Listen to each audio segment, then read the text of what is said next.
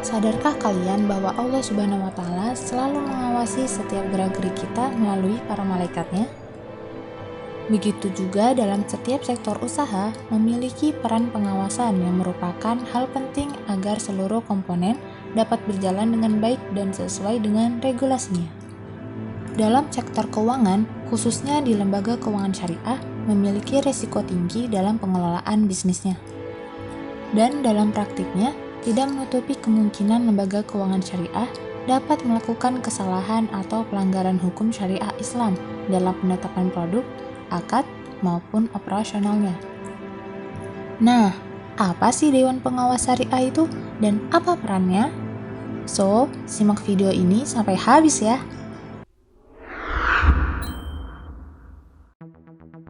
Untuk itu, kami akan mengulas sebuah jurnal yang berjudul Sharia Supervision of Islamic Financial Institution oleh Seminatan Garas dan Chris Pierce.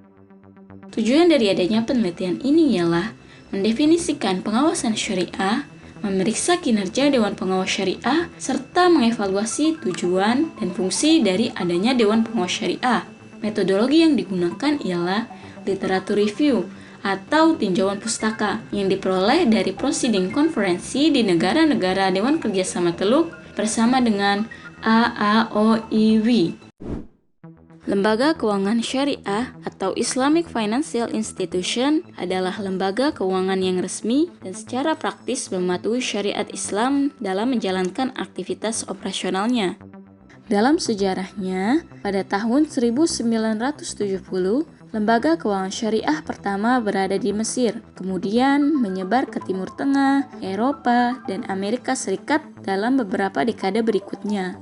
Pada tahun 2009, jumlah lembaga keuangan syariah mencapai 458 di seluruh dunia. Beberapa contoh lembaga keuangan syariah diantaranya ialah ada bank, perusahaan asuransi, reksadana syariah, hedging fund atau lindung nilai syariah, serta penerbit obligasi syariah. Nah, biasanya di dalam sebuah lembaga keuangan syariah terdapat sebuah regulator yang menaunginya. Di antaranya yaitu ada bank sentral, otoritas pasar modal, dan lainnya.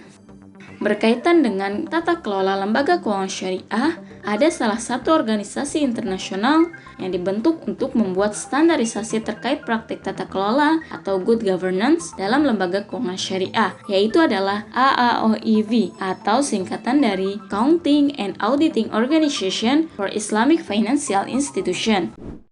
Chapra dan Ahmed mengatakan bahwa pemerintahan dalam Islam dianggap sebagai keadilan untuk seluruh pemangku kepentingan yang dapat dicapai melalui transparansi dan akuntabilitas yang lebih besar. Hal inilah yang menunjukkan bahwa pengawasan syariah begitu penting. Lalu, apa sih definisi dari pengawasan syariah itu? Pengawasan syariah adalah proses pencegahan, perbaikan, dan pelengkap dari pengendalian, tinjauan, dan analisis semua aktivitas, produk, kontrak, dan transaksi yang terdapat di lembaga keuangan syariah, mulai dari pendirian hingga seterusnya.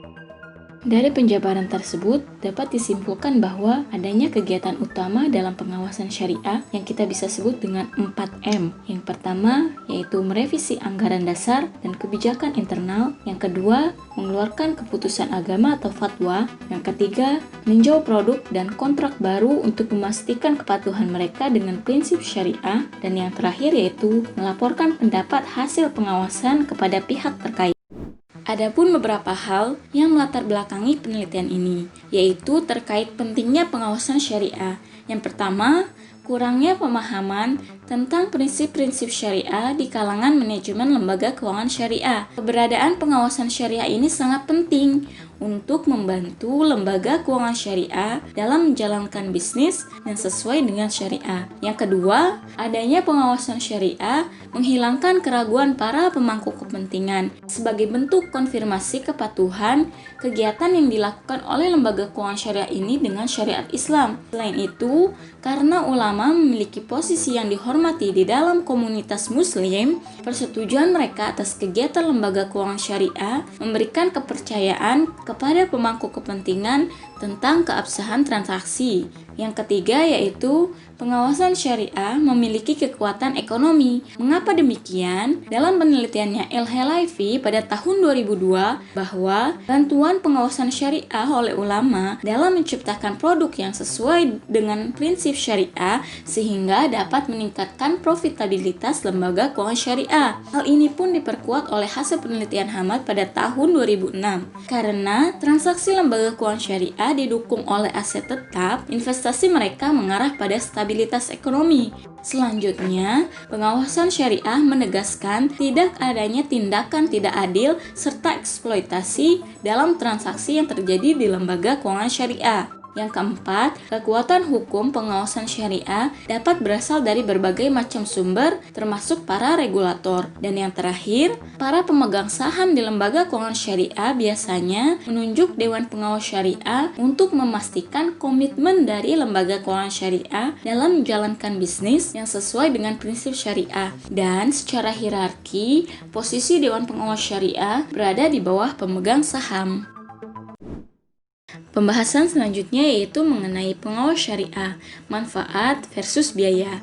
Sisi positif dari adanya pengawas syariah adalah adanya kontrol atas lembaga keuangan syariah, manajemen, serta tata kelola yang lebih baik. Di lain sisi, biaya pengawas syariah termasuk pemberian gaji yang tetap. Di sisi lain, fatwa yang dikeluarkan dapat mempengaruhi kinerja lembaga keuangan. Namun, jika pengawas syariah atau ulama mengeluarkan fatwa tersebut dengan lalai atau terdapat ulama yang tidak memenuhi syarat, dapat mengurangi kepercayaan pemangku kepentingan. Bentuk pengawasan syariah.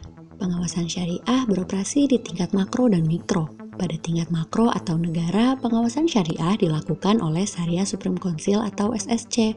SSC adalah Dewan Pengawas Syariah tertinggi yang berperan sebagai lembaga yang menaungi Dewan Pengawas Syariah serta menerbitkan fatwa.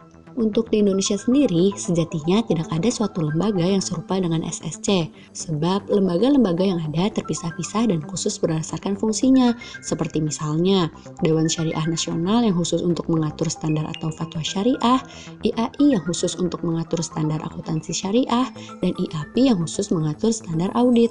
Selanjutnya, pada tingkat mikro atau kelembagaan, pengawasan dilakukan oleh Syariah Supervisory Board ataupun Syariah Consult, di mana Syariah Supervisory Board atau SSB sendiri ialah Dewan Pengawas Syariah, dan Syariah Consulting Firm atau SCF adalah perusahaan konsultasi syariah. Dalam dekade belakangan ini, ada banyak seruan untuk membentuk SSC, yang mana dari pembentukan SSC ini diharapkan dapat mencapai beberapa tujuan. Di antaranya, pertama, untuk memurnikan transaksi EV atau lembaga keuangan syariah dari bunga, spekulasi, penyalahgunaan, monopoli, dan kegiatan sejenis lainnya.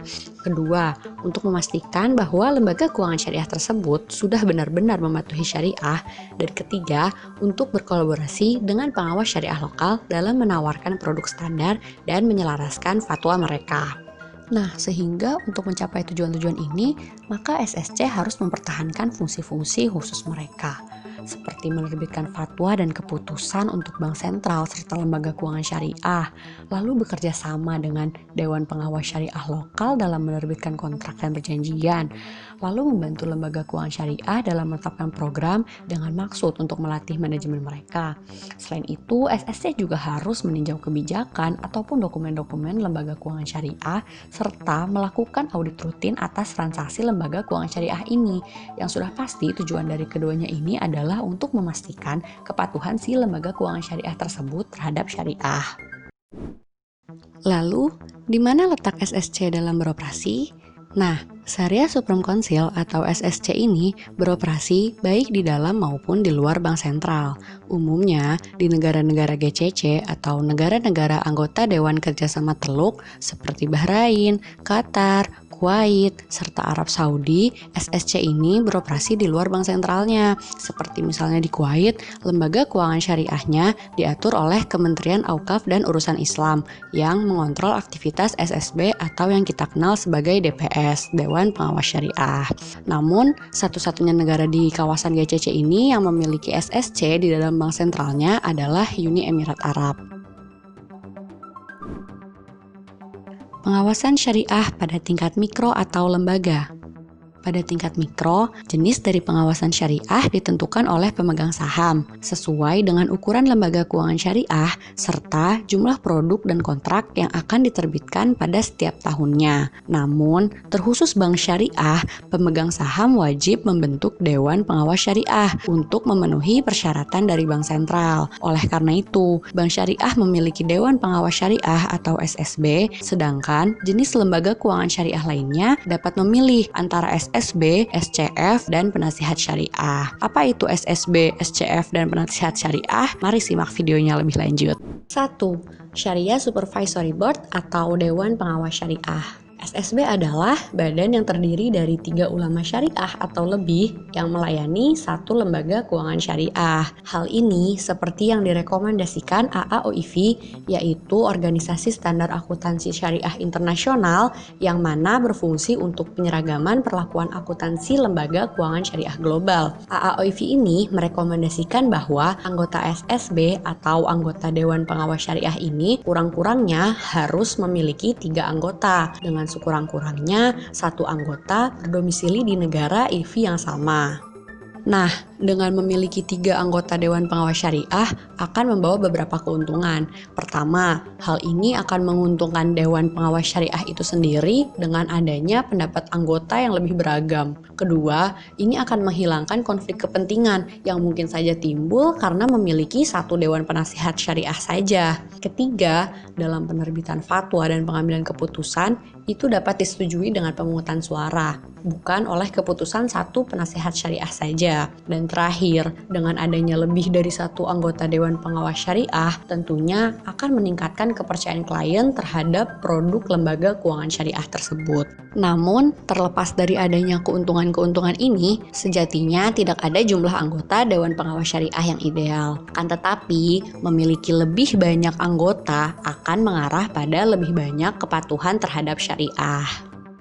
Oke, jadi pada intinya Syariah Supervisory Board atau SSB yang dalam bahasa Indonesia kita kenal sebagai Dewan Pengawas Syariah merupakan badan independen yang dipercayakan dalam mengarahkan, mereview, dan mengawasi kegiatan lembaga keuangan syariah untuk memastikan bahwa mereka telah mematuhi syariah Islam. 2. Syariah Consulting Firm atau perusahaan konsultasi syariah. SCF berasal dari Kuwait pada tahun 2003 dan kini telah menyebar ke seluruh negara GCC dalam beberapa tahun terakhir. SCF ini hadir sebagai alternatif dari Dewan Pengawas Syariah tradisional untuk memenuhi persyaratan lembaga keuangan syariah dalam pengawasan syariah. Nah, karena meskipun ada 219 lembaga keuangan syariah di negara-negara GCC, hanya ada 100 ulama syariah di wilayah tersebut yang memenuhi syarat untuk duduk sebagai Dewan Pengawas Syariah di lembaga keuangan syariah. SCF ini bertindak sebagai kontraktor independen, seperti halnya auditor eksternal. Sayangnya, dalam penyediaan layanan, SCF masih belum matang. Hal ini disebabkan oleh tidak adanya undang-undang standar untuk mengatur hubungan SCF dengan lembaga keuangan syariah, serta tidak adanya kerangka standar untuk proses audit syariah. 3. Penasihat syariah. Penasihat syariah adalah orang yang dianggap dapat memberi masukan ataupun mengeluarkan fatwa tentang hukum Islam dan masalah syariah yang lebih luas. Perekrutan penasihat syariah merupakan praktik umum di Yordania, Malaysia, dan di beberapa cabang dari lembaga keuangan konvensional. Namun, hal ini ditolak oleh beberapa ulama, kecuali untuk keadaan darurat atau sebelum konstitusi Dewan Pengawas Syariah dikembangkan. Banyak yang mengatakan bahwa pekerjaan penasihat syariah kurang efektif dan efisien jika dibandingkan dengan SSB maupun SCF, khususnya dalam menyetujui produk baru. Karena jika kita lihat, Dewan Pengawas Syariah akan menghilangkan konflik kepentingan karena keputusannya dibuat oleh kelompok dengan pendapat yang lebih beragam. Dan di sisi lain, fatwa dan keputusan penasihat syariah juga dianggap kurang otoritatif untuk lembaga keuangan syariah karena kurangnya audit syariah untuk memastikan implementasi yang tepat. Berangkat dari pemaparan jurnal tersebut, di era globalisasi serta digitalisasi saat ini membuat tantangan besar khususnya pelaksanaan sistem keuangan syariah sebagai solusi sistem keuangan konvensional. Motivasi ini telah menyebabkan berdirinya lembaga keuangan syariah tidak hanya dalam negara yang mayoritas berpenduduk Islam, tapi juga di negara-negara barat. Dalam hal tersebut, Indonesia menempati peringkat ke-7 sebagai negara dengan aset keuangan syariah terbesar global berdasarkan hasil survei The State of Global Islamic Economy 2019-2020 dengan sumbangsi terbesar yaitu berasal dari pasar modal syariah, perbankan syariah, serta IKNB syariah. Hal ini tentunya tidak terlepas dari peran pengawasan syariah. Pengawasan syariah dalam hal ini dilakukan oleh Dewan Pengawas Syariah yang merupakan komponen wajib di setiap lembaga keuangan syariah. Di Indonesia sendiri, adanya Peraturan Bank Indonesia Nomor 6 Tahun 2004 Pasal 27. Namun, sangat disayangkan fungsi dari Dewan Pengawas Syariah ini belum berjalan secara maksimal. Hal ini diperkuat dalam sebuah kajian ilmiah oleh Mursid dan Sutopo 2017. Beberapa faktor diantaranya, pada sebagian lembaga keuangan syariah tidak memiliki pengawas, dan juga lembaga keuangan syariah memiliki pengawas, akan tetapi dari segi kompetensi yang dimiliki pengawas tersebut masih kurang. Dengan demikian, fungsi, peran, serta kedudukan Dewan Pengawas Syariah haruslah ditinjau ulang agar lebih optimal sehingga dapat meningkatkan kepercayaan publik terhadap lembaga keuangan syariah. Di sisi lain, menurut Mardiyah dan Mardian tahun 2015, lembaga keuangan syariah memiliki karakteristik yang berbeda dengan diharuskannya mematuhi segala ketentuan syariah atau syariah compliance dalam menjalankan operasional usaha dan produknya. Perbedaan karakteristik ini mempengaruhi bentuk dan standar pengawasan dan audit terhadap LKS. Kebutuhan atas kepastian pemenuhan ini mendorong munculnya fungsi audit baru, yaitu audit syariah.